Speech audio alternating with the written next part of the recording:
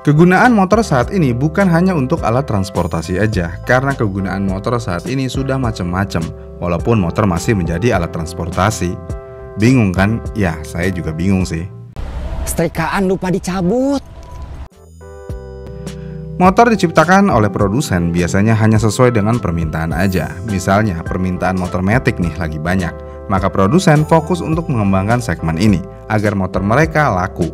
Dan ya, semua produsen di Indonesia saat ini sedang melakukan hal ini.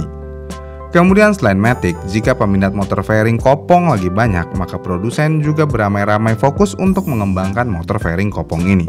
Intinya, apa yang konsumen mau, produsen pasti akan sediakan. Jadi ya, produsen tidak pernah idealis jika ingin motornya laku. Kalau idealis, ya kayak Suzuki nasibnya, kurang laku. Apaan nih? Sampah. Namun bagaimana jika produsen yang tadinya tidak pernah membuat motor idealis dan tiba-tiba mereka membuat motor idealis? Apa yang akan terjadi? Apakah laku? Apakah tidak laku?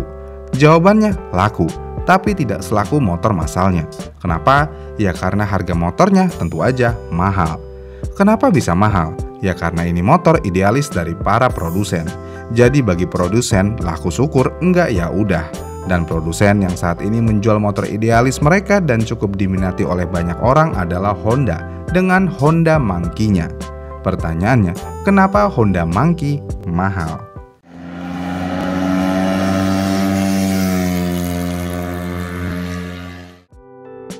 Honda Monkey sebenarnya bukan motor idealis Honda yang dibuat hanya dalam beberapa tahun terakhir.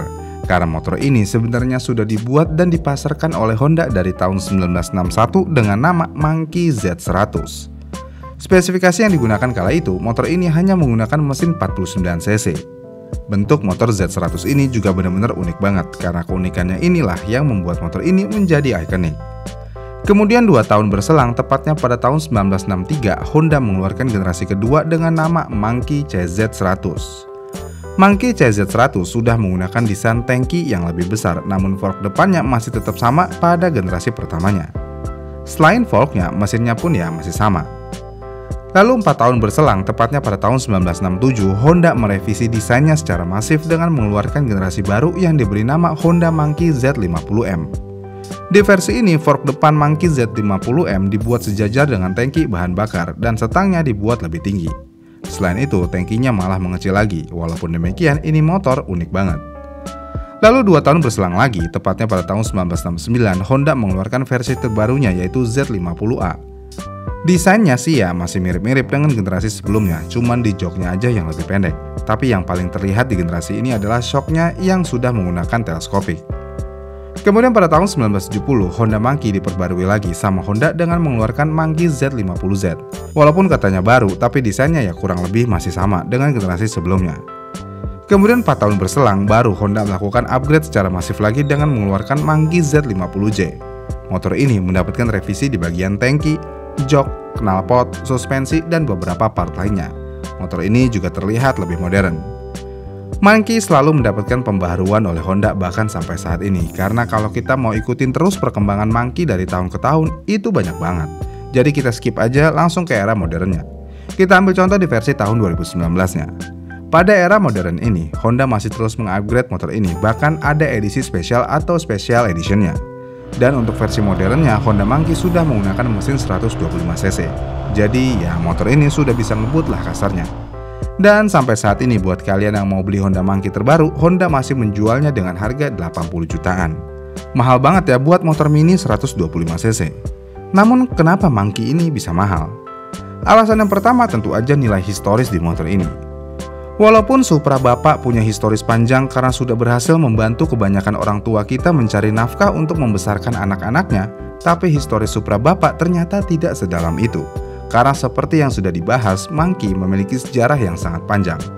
Jika sudah memiliki histori yang sangat panjang, jadi produsen bisa menjual motor berdasarkan histori.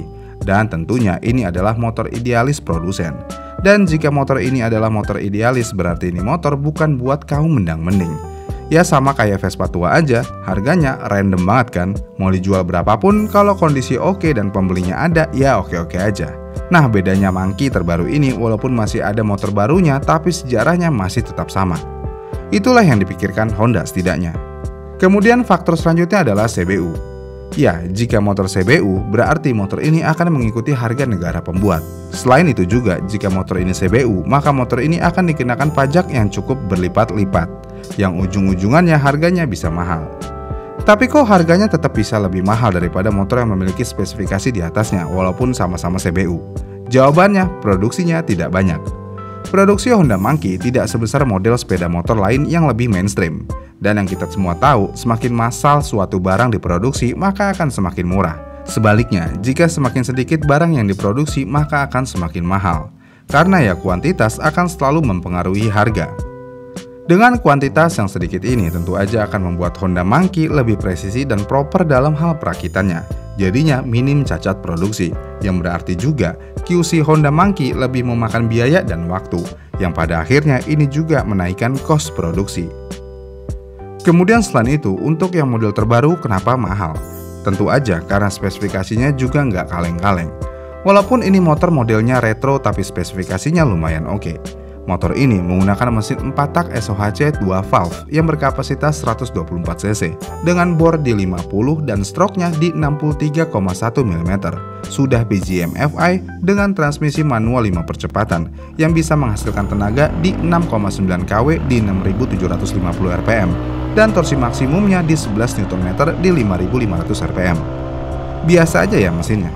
Tapi jika kita lihat rangka dan spek lainnya ya oke punya. Rangkanya menggunakan backbone steel, bukan ISAF. Dengan suspensi depan Showa yang berdiameter 31 mm invert telescopic. Suspensi belakangnya juga sudah menggunakan Showa Twin Shock. Rem depannya menggunakan hidrolik yang berukuran 220 mm single disc dan sudah ABS. Dan belakangnya juga sudah disc dengan ukuran 190 mm. Berarti pengeremannya ABS single channel. Jika dilihat dari spek dan perintilannya, emang ini motor pakai barang yang kelas wahid. Jadi ya nggak heran kalau motor ini mahal karena barang yang digunakannya pun mahal. Kita nggak bisa bilang motor terbarunya mahal karena ya motor lamanya lebih mahal lagi. Semakin tua motor Honda Monkey, maka akan semakin mahal harganya. Yang mana pada akhirnya Honda Monkey adalah motor investasi. Jika kalian beli motor ini di tahun 2024 nih misalnya, maka di tahun 2054 harga motor ini bisa naik berkali-kali lipat. Jadi ya, ini adalah motor investasi, dan motor investasi itu motor idealis yang tentunya akan memiliki harga yang mahal. Oh iya, kelupa nih, kenapa namanya Monkey? Ya karena yang naik motor ini akan terlihat seperti monyet yang sedang naik motor. Kalian pernah nggak nonton Topeng Monyet dan monyetnya lagi naik motor? Nah, percis tuh kayak gitu. Jadi kalau kalian naik motor ini dan dikatain orang atau teman kalian monyet, maka kalian nggak perlu marah karena kalian emang kayak monyet ketika lagi naik motor ini. Kurang ajar kamu, saya pecat kamu.